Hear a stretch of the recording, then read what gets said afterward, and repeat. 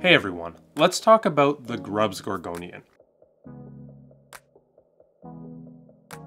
The Grub's Gorgonian is a photosynthetic Gorgonian that we originally received from ORA roughly 2 to 3 years ago.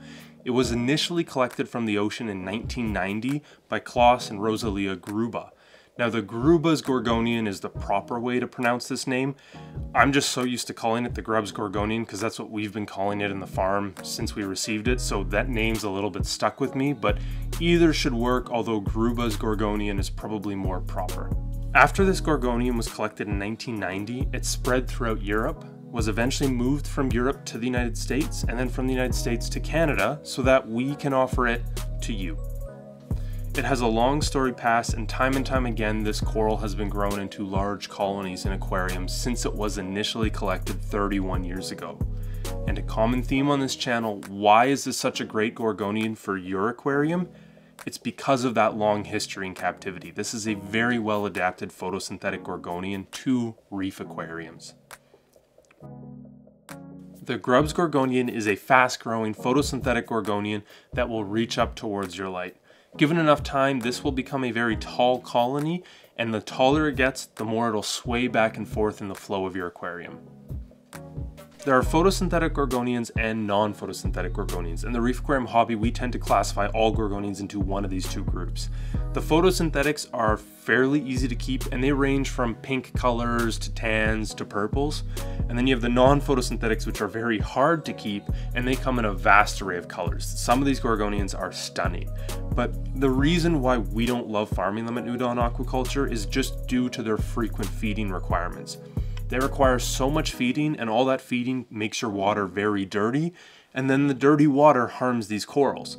But if you don't feed them because you're worried about how dirty the water is, then they starve. So it just creates this vicious cycle of you need to feed them so often, but the feeding them so often to keep them happy and healthy is hurting them with the dirty water. So I definitely recommend this group of corals to experts. They are not easy to keep, and that's why we don't really focus on farming these corals at Dawn Aquaculture. When it comes to lighting and flow for the Grub's Gorgonian, my thoughts here mirror my thoughts for most of the photosynthetic Gorgonians that we farm at Dawn Aquaculture. And it's that lighting's not a huge factor. As long as it's not in the dark or in the shade, it'll adapt to pretty much whatever lighting conditions you put it in. You can put it near the bottom or you can put it near the top.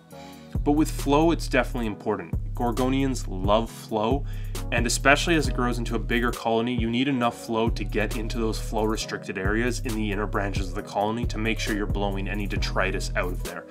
And the more flow you give it, the bigger those polyps will get, and the more food it's going to be able to catch out of the water. Aesthetically, I like to place photosynthetic Gorgonians in the bottom of the tank and let them grow all the way up to the top. To me, the coolest looking Gorgonian is one that is the entire height of your tank. Now there's one downside to doing this, and it's that the taller these Gorgonians get, the more they sway back and forth, the more room they take up as they're swaying around, and they might bump into their neighbors. Now the Grub's Gorgonian is not aggressive, it's not going to sting its neighbors, but its neighbors might sting it. So if you have any really aggressive LPS corals nearby, that's something to keep in mind.